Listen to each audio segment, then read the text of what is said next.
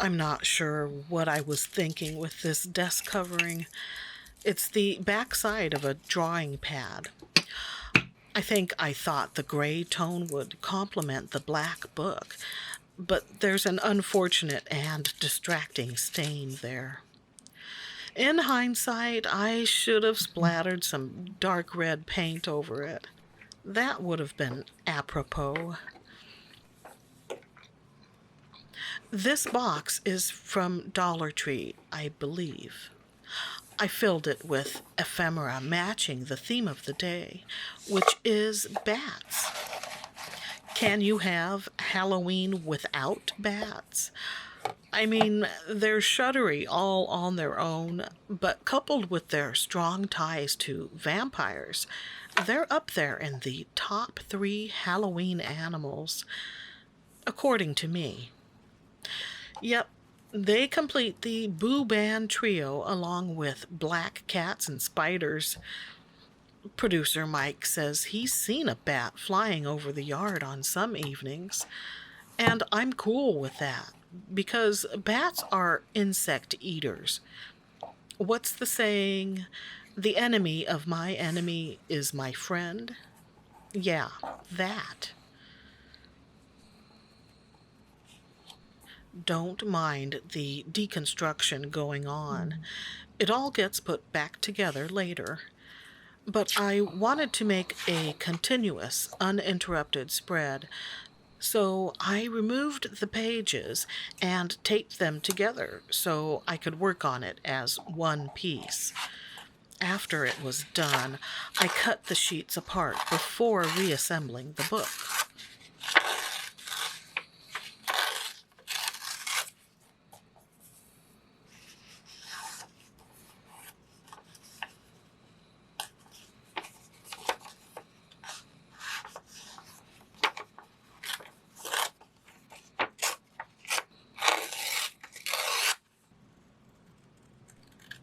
That's a little watercolor painting I did some weeks ago, specifically for this project.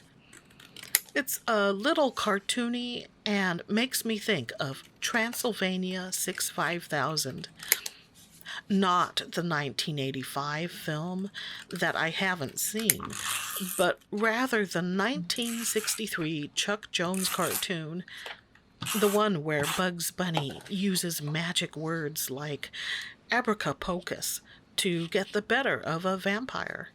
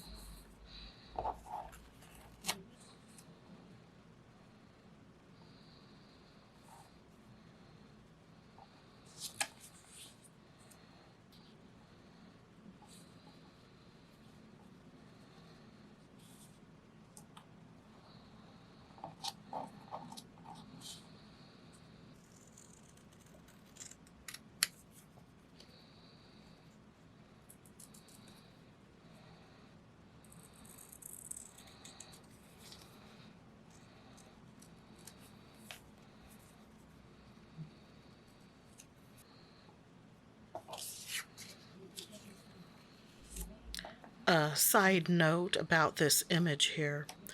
Rachel Maxey just uploaded a video on her channel showing how she made a bat costume based on that illustration.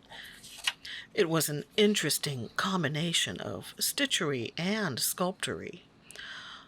Although I'm not a skilled sewer, I've managed to make seasonal chair back covers for the dining room. Coincidentally, they have bats on them, as well as cats and spiders.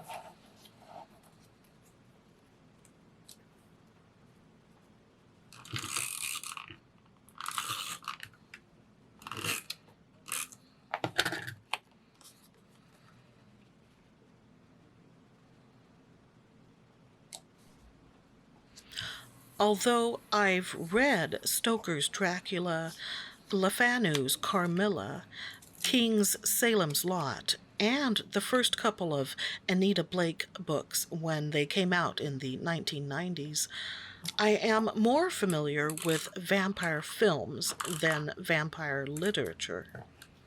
So it's kind of odd that I've only recently watched the 1979 version of Dracula with Frank Langella and Laurence Olivier.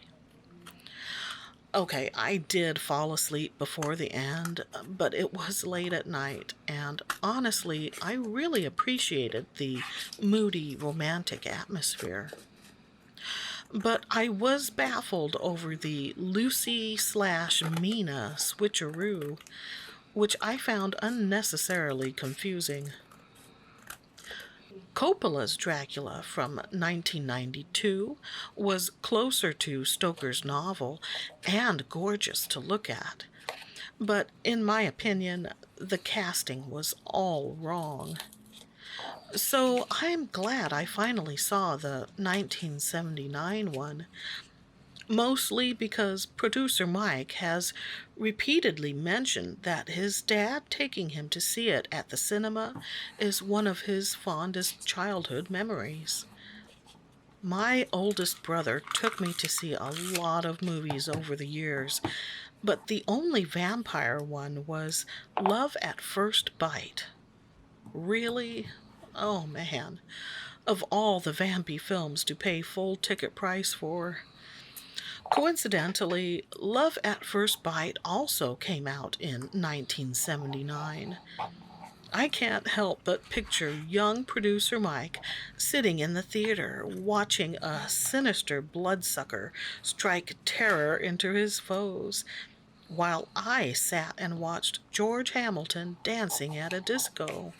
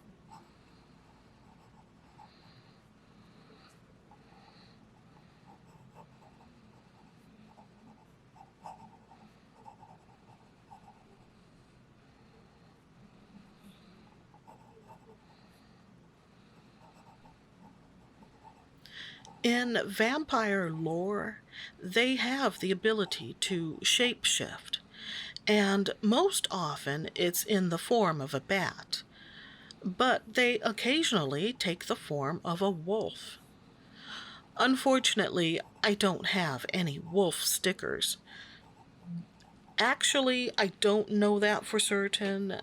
When I was doing the Armchair Alaska spread, I thought I didn't have any bear stickers, but later, while riffling through the antiquarian sticker book, there was a bear.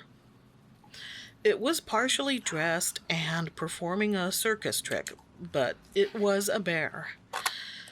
Yeah, I sometimes forget I have that book.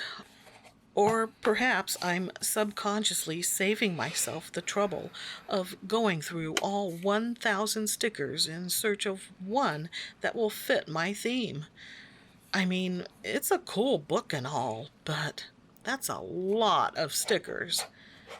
No, I haven't gotten the recently released second volume titled Bibliophilia, but I've seen the flip through videos and it looks as good, if not better, than the first volume.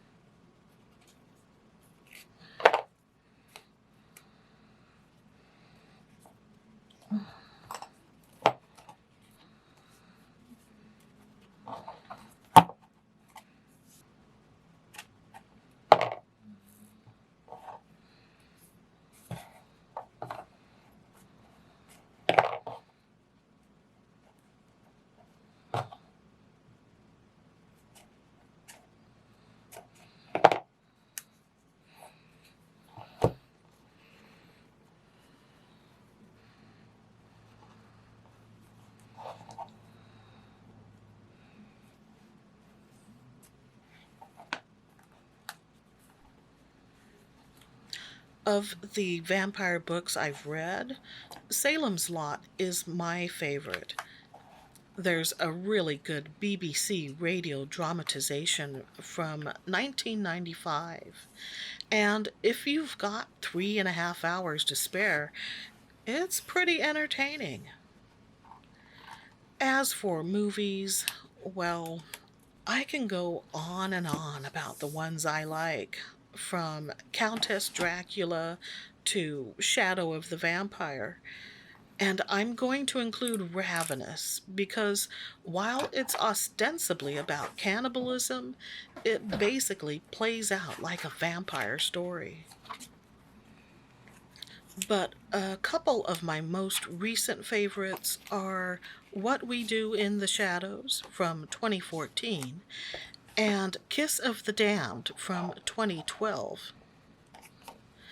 The first is known for its humor and has spawned a TV series, whereas the second is known for its eroticism, which just goes to show that there are way too many vampire movies and not enough werewolf movies.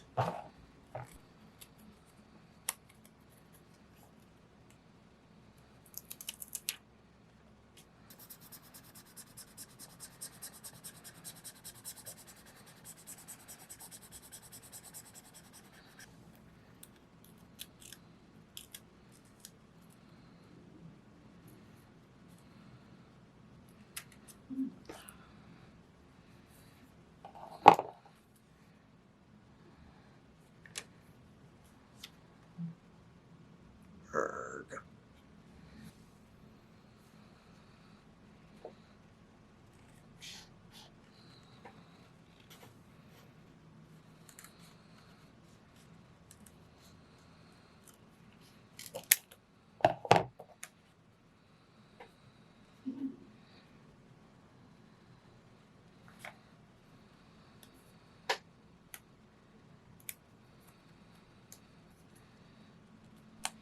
I'm happy to share this arting experience. It's my creepiest collage yet. But it doesn't stop at Halloween. Oh no, I've got more spooky spreads planned for the next few months. There will also be non spooky junk journaling and lots of watercolor stuff in the weeks and months ahead. Thanks for watching, and until next time, stay artsy, my friends.